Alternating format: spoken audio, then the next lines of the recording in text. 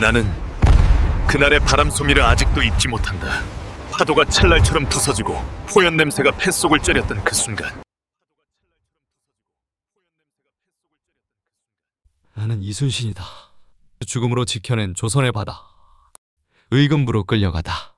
1597년 2월 26일 한산도 수군 사령부에서 나는 갑옷을 하나씩 벗어야 했다. 통제사 이순신을 의금부로 압송하라. 주상전하의 명이었다. 나는 죄인이 되었다. 부하들 앞에서 내가 목숨보다 아꼈던 갑옷과 칼을 내려놓았다.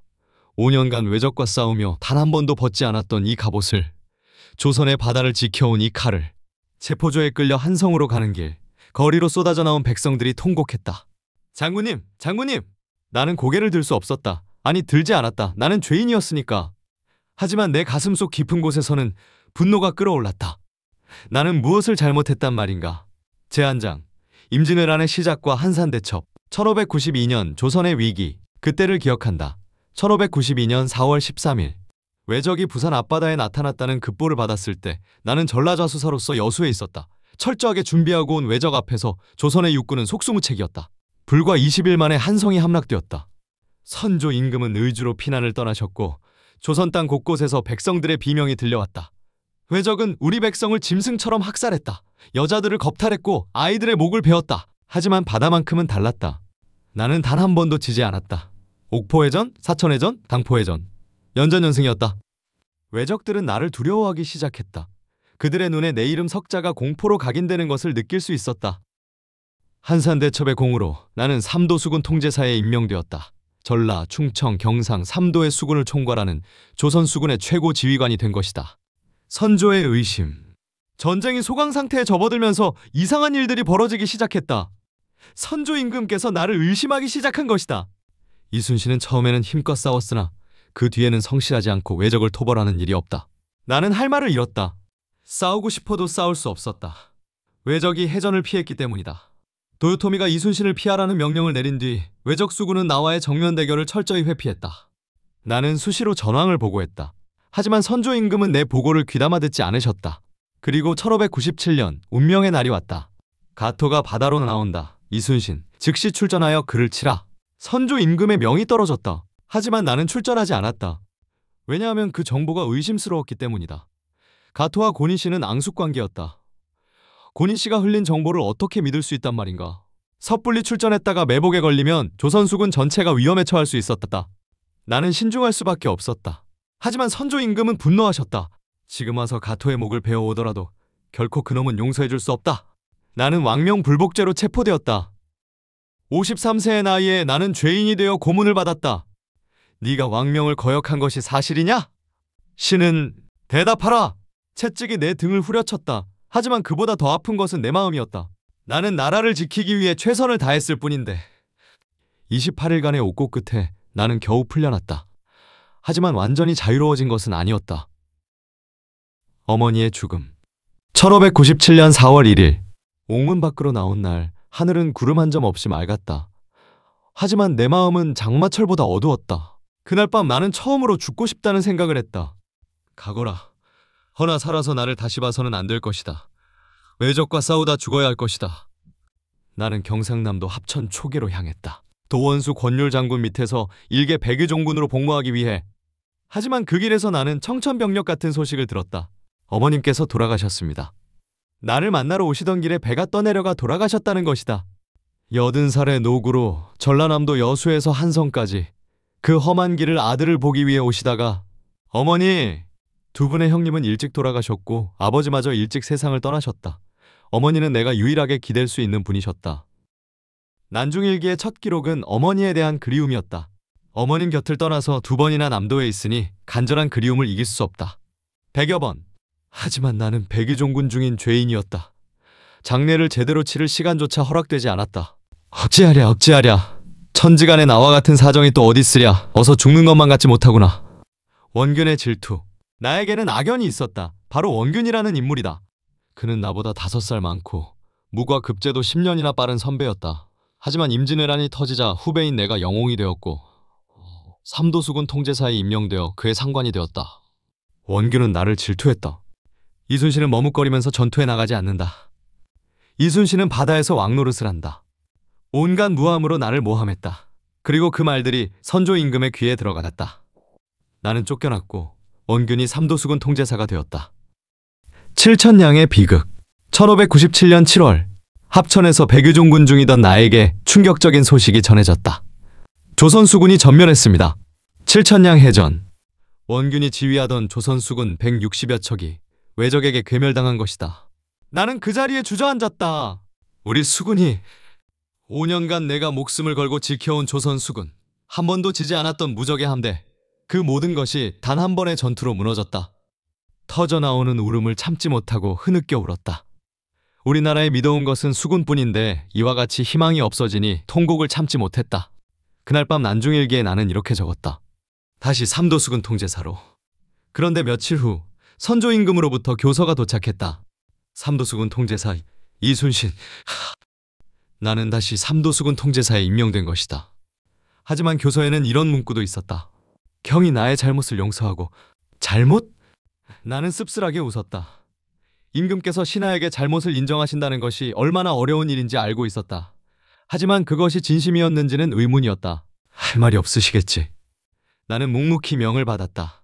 불만을 표시할 처지도 그럴 마음도 없었다. 지금 중요한 것은 하나뿐이었다. 무너진 조선 수군을 재건하는 것. 아무것도 남지 않은 수군. 도원수 권율 장군이 나에게 허락한 것은 고작 이것뿐이었다. 군관 9명, 군사 6명. 배는 한 척도 없었다. 나는 맨손으로 수군을 재건해야 했다. 가장 먼저 한 일은 백성들을 설득하는 것이었다. 피난길에 오른 백성들을 찾아가 하나하나 설득했다. 함께 외적과 싸웁시다. 우리 조선을 지킵시다. 그리고 배를 찾아다녔다. 그때 반가운 소식이 들려왔다. 장군님, 12척의 배가 남아있습니다. 12척. 칠천냥 해전에서 도망친 배들이었다. 아이러니하게도 그 도망친 배들이 조선 수군 재건의 희망이 된 것이다. 하지만 12척으로 무엇을 할 수 있단 말인가? 선조의 제안. 얼마 후 선조 임금으로부터 교서가 또 왔다. 수군의 전력이 약하니 권율의 육군과 합류하여 싸우라. 수군을 포기하고 육군으로 싸우라는 명령이었다. 나는 붓을 들었다. 손이 떨렸다. 분노 때문이었는지 슬픔 때문이었는지 모르겠다. 아직 신에게는 12척의 배가 남아있사옵니다. 죽을 힘을 다하여 싸우면 오히려 할 수 있는 일이옵니다. 신이 살아있는 한 적들은 감히 우리를 엄신여기지 못할 것이옵니다. 나는 알고 있었다. 바다를 내주면 조선은 끝이라는 것을. 외적이 해상 보급로를 장악하면 전쟁의 판도가 완전히 뒤바뀐다는 것을. 나는 바다에 남기로 했다. 12척의 배로. 명량해협을 선택하다.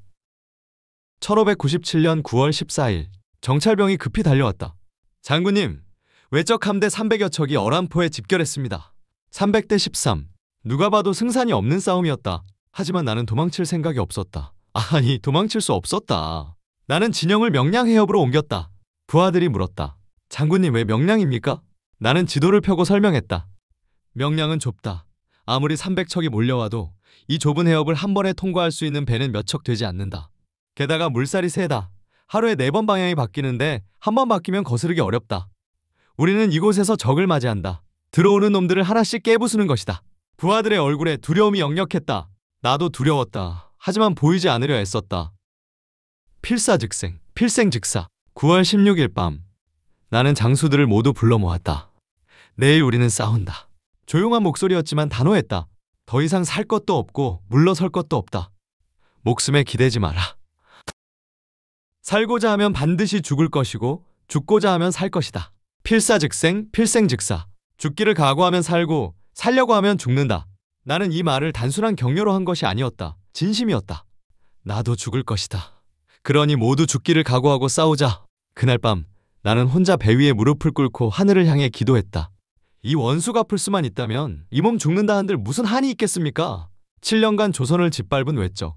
우리 백성을 학살하고 여자들을 겁탈하고 아이들을 죽인 그놈들. 나는 그들을 용서할 수 없었다. 명량대첩, 그날의 전투. 1597년 9월 16일 새벽 적선이 나타났습니다. 300여 척의 외선이 명량해협으로 밀려들어왔다. 전군, 출격하라. 나는 대장선을 선두로 세우고 적진으로 돌진했다. 천자포와 지자포가 불을 뿜었다. 하지만 뒤를 돌아보니 다른 배들이 따라오지 않았다. 이놈들! 나는 분노했다. 칠천냥의 참패가 아직도 그들을 짓누르고 있었던 것이다. 두려움이 그들의 발을 묶었다. 나는 외쳤다. 너희가 군법에 죽고 싶으냐? 당장 처형할 일이지만 형편이 급하니 우선 공을 세울 기회를 주겠다. 하지만 여전히 대부분의 배가 움직이지 않았다. 결국 나는 홀로 싸워야 했다. 대장선 한 척으로 300척을 상대하는 것이다.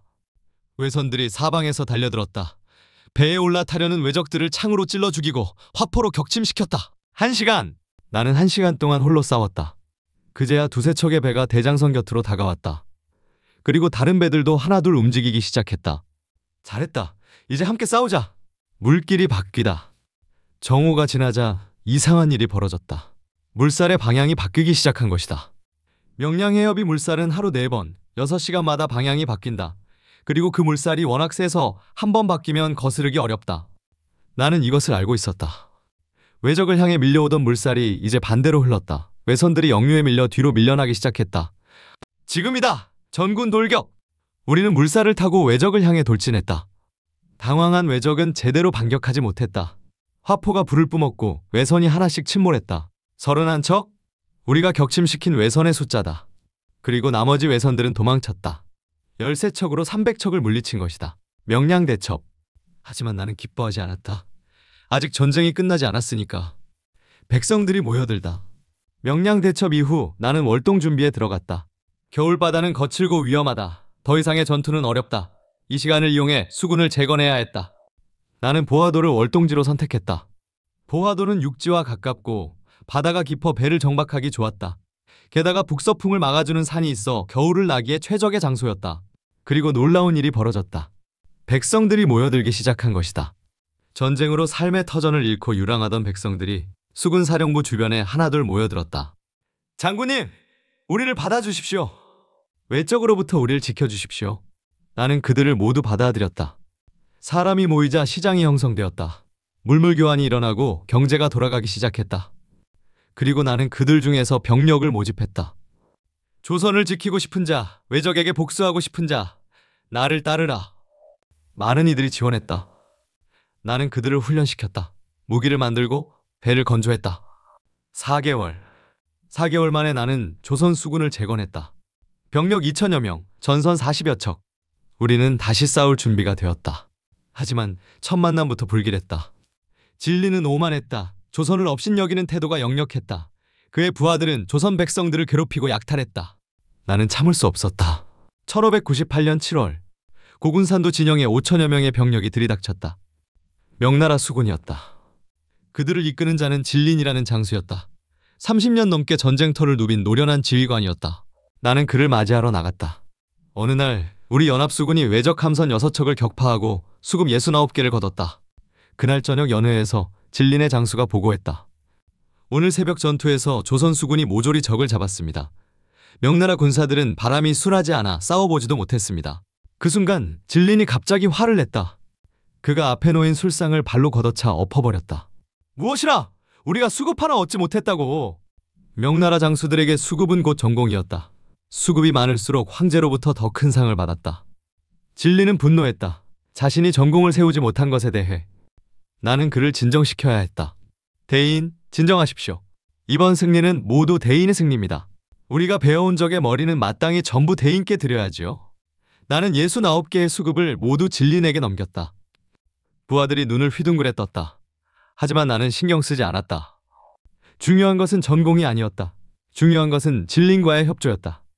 명나라 수군의 도움 없이는 외적을 완전히 물리칠 수 없었다. 얼마 후 명나라 수군의 횡포가 극에 달했다. 그들은 조선 백성들을 때리고 물건을 빼앗고 여자들을 겁탈했다. 나는 참을 수 없었다. 모든 막사를 철거하라.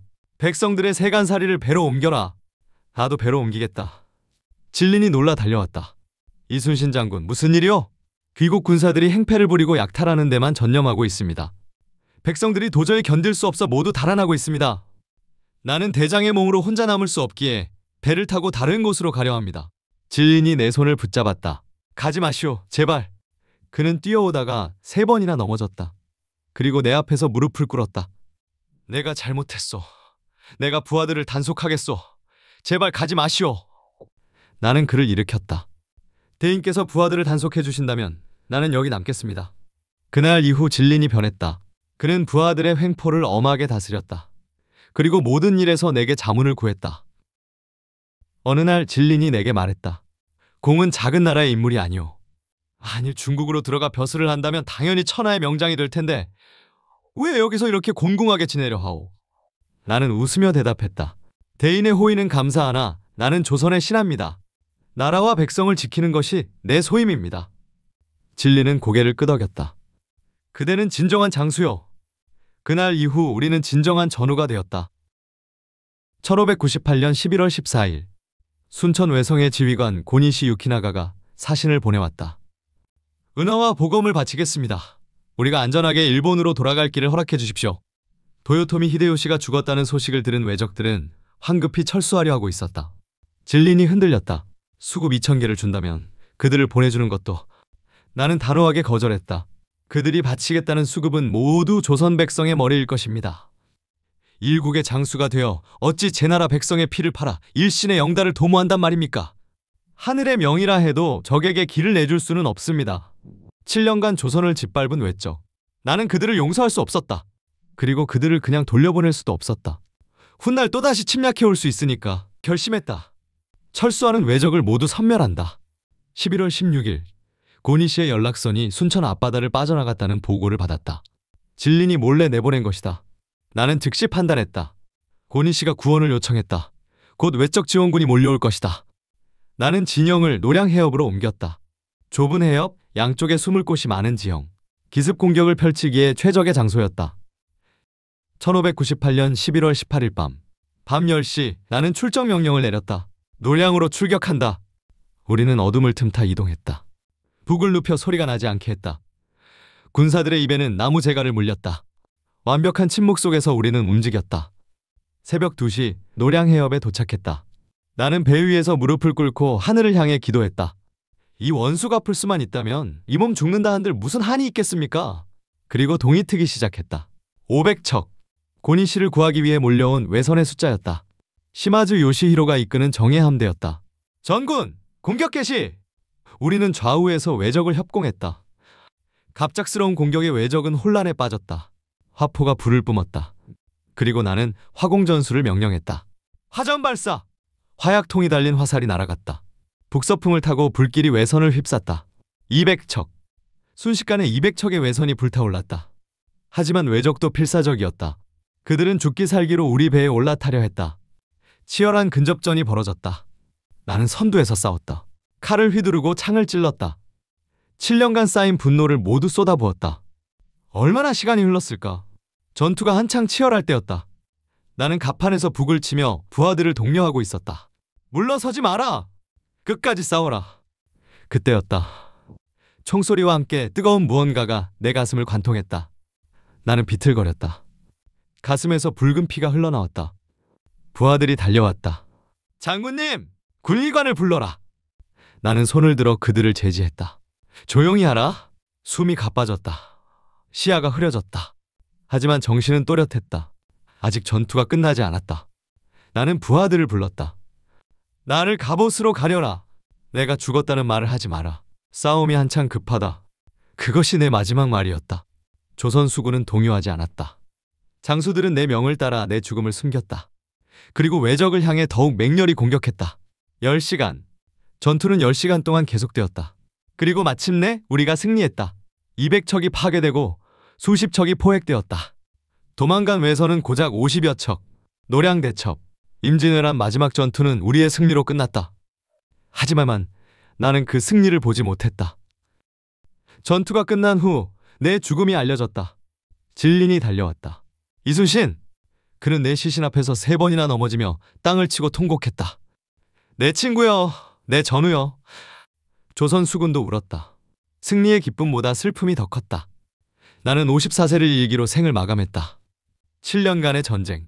단 한 번도 지지 않은 불패의 장군. 하지만 나는 영웅이 되고 싶지 않았다. 그저 나라를 지키고 백성을 지키고 싶었을 뿐이다. 내 전사 소식을 들은 선조 임금은 이렇게 말했다고 한다. 알았다.